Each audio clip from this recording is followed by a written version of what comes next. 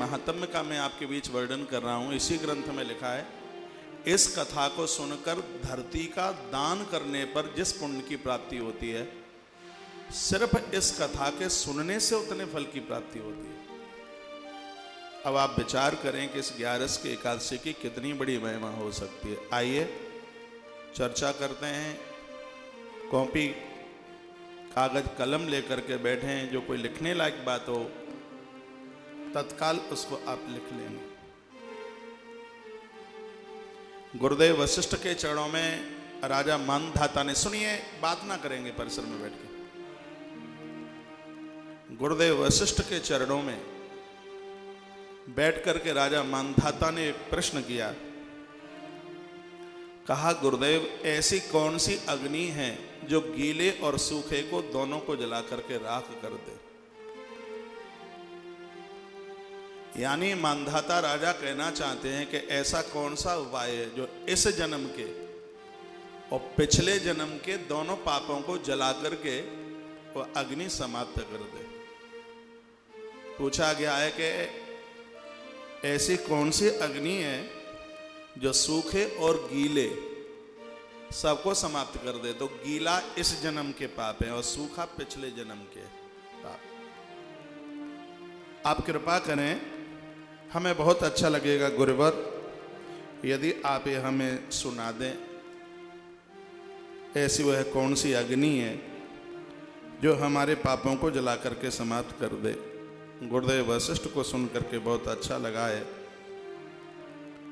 और कहा, राजन तुमने यह प्रश्न जगत कल्याण के लिए पूछा है और इसका समाधान करने में भी मुझे बहुत अच्छा लग रहा है। 100 जन्म तक के पाप शीघ्र ही जल करके राख हो जाते हैं। हे राजन मानधाता, जब कोई व्यक्ति भूल करके भी एकादशी का व्रत कर लेता है। यह गुरुदेव वशिष्ठ बोले। लिखा है कि एकादशी के दिन पूरे शरीर के ऊपर आंवला पोतकर, आंवले का लेपन करके, जल में गंगा जल की बूंदें डालकर कोई व्यक्ति स्नान करता है और ऐसी एकादशी का व्रत करता है जो एकादशी द्वादशी पर्यंत है, जो एकादशी द्वादशी में है। ये लिखा है स्पष्ट नारद पुराण में। यहाँ पर लिखा हुआ है, जैसे अग्नि सूखे और गीले ईंधन को समाप्त कर देती है, उसी प्रकार से एकादशी का व्रत इस जन्म के पाप और पिछले जन्म के पाप 100 जन्मों तक के पापों को जलाकर एकादशी रूपी अग्नि, इस व्रत अग्नि के द्वारा वह अपराध जल करके राख हो जाते हैं। लिखा गया है कि एकादशी के दिन जो शरीर के ऊपर आंवला लगाकर जल में गंगा जल की बूंदें डाल करके स्नान करके जो लोग व्रत करते हैं, अश्वमेध यज्ञ का इसके 16वें हिस्से के बराबर भी पुण्य नहीं मिलता, जितना कि एकादशी का व्रत करने से जितने फल की प्राप्ति होती है। अनायास भी यदि धोखे से भी यह व्रत कर लिया है, निश्चित रूप से जीव का उद्धार और आत्मकल्याण होता है।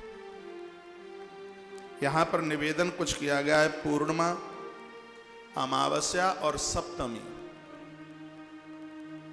ये तिथि हुए हैं जो पूर्व भाग में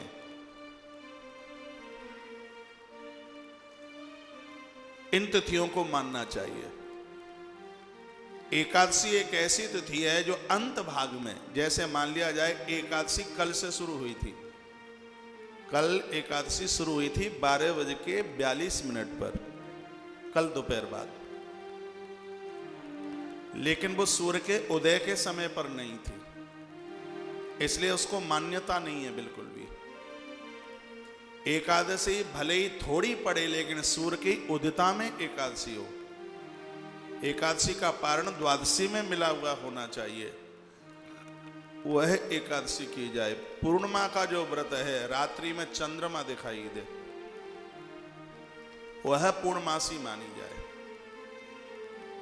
अमावस्या वह है जो संध्या के समय पर अमावस्या हो। पितरों की है ना अमावस्या, ये इस नारद पुराण में विस्तार पूर्वक वर्णन किया गया। अमावस्या संधि काल में, संध्या के समय में पढ़ रही हो, पूर्णमासी रात्रि के समय में पढ़ रही हो, और एकादशी भोर में पढ़ रही हो, प्रातः में पढ़ रही हो, वह एकादशी माननी चाहिए। संध्या के समय पढ़ रही है वो मावस अमावस्या माननी चाहिए, और रात्रि के समय में जो पढ़ रही है वह पूर्णमासी माननी चाहिए। यह महात्मा वशिष्ठ राजा मानधाता को बोल रहे हैं। कहा गया है कि ये 5 कार्य एक पुरुष को देवता बना देते हैं।